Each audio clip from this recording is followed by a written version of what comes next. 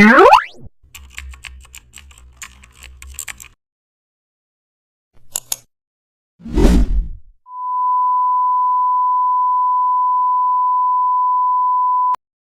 back to the channel. Don't forget to like, share and subscribe for more updates.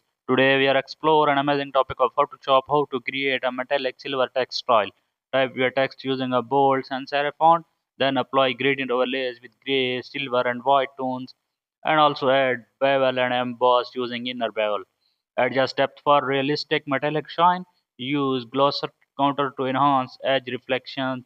Add subtle satin layers with white gradient and also apply inner shadow to define depth. Add outer glow with light gray. Reduce opacity for subtly.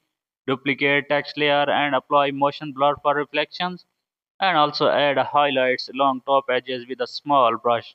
Merge layers for a clean base. Adjust gradient strokes to smooth transitions. Refine light